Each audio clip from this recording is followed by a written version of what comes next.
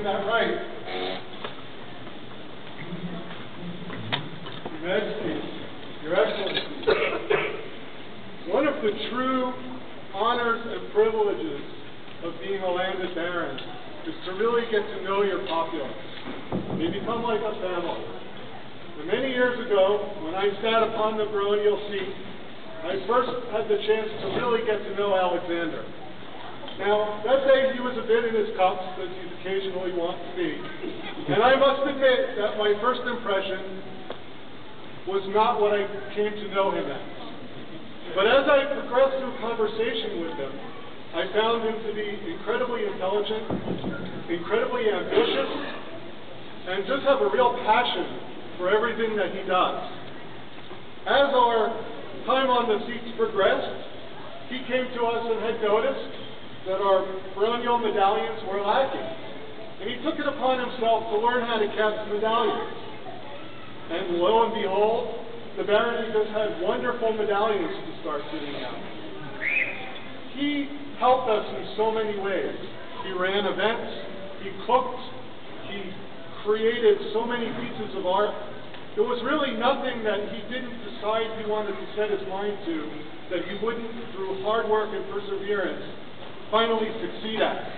And I mean, he didn't instantly succeed at everything he tried, but he would persevere and work at it and work at it and get better and get better and get better until his art was perfected, and his versatility was amazing to me at all times.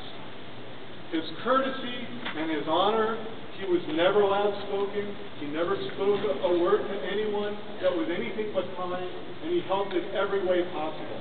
He is, in all ways, one of my best friends, my brother, and my peer, and I commend him to you with the highest praise. Thank you.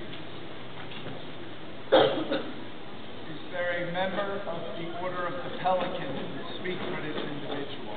I shall, Your Majesty. Your Majesties, Your Excellencies of the Pale, dear nobles, my peers, I am Master Phillip the Facetious, your diligent Kingdom Seneschal, and I stand before you to speak of Alexander Younger. As the Royal Majesties are aware, no one works more diligently than my dear friend here. When I've needed anything done for myself, my barony, and for your great kingdom, he has been there. As a Pelican, I commend you on your decision to elevate him to a peerage. In my future travels, I can only hope to be the peer he already is. Your Majesties, Alexander is my good friend, and Alexander is my peer. My thanks to you. Do you remember the Order of the Rose that was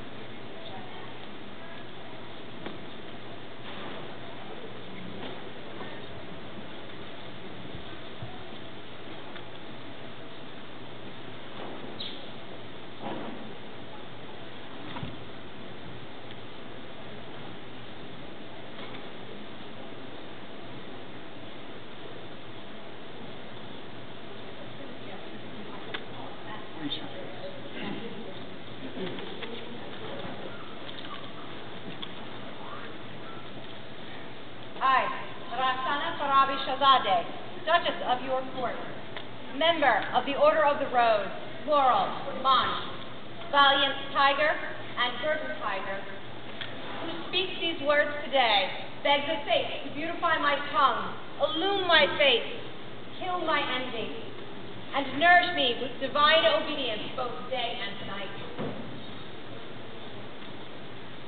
At any time, the state may be taken over by some celestial accident or influenced by the evil eye.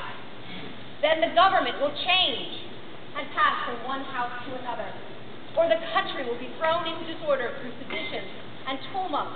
Opposing swords will be drawn, and there will be killing, burning, plunder, and violence. In such days of discord and disaffection, men of noble birth will be crushed. Base-born men will gain control, and whoever has strength will do what he likes. Righteous men will have no power or influence, and evildoers will become rich. The least of men will be an emir. The basest of persons will become a civil governor.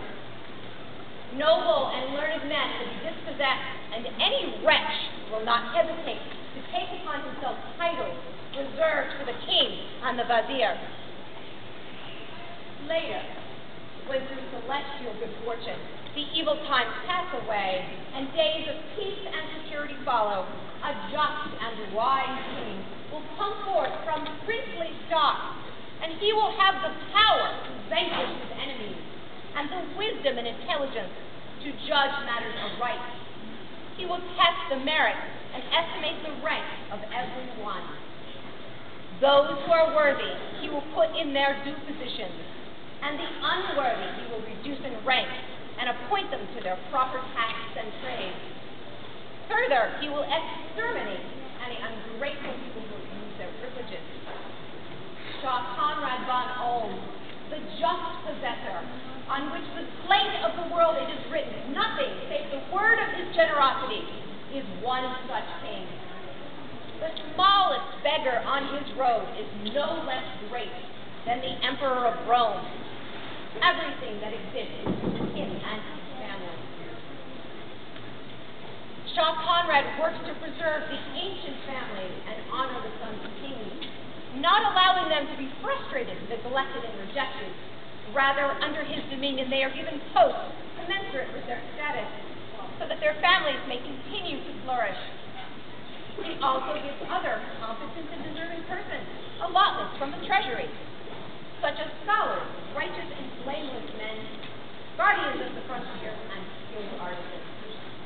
Thus, in the days of his dominion, no one is deprived of his due portion and privilege.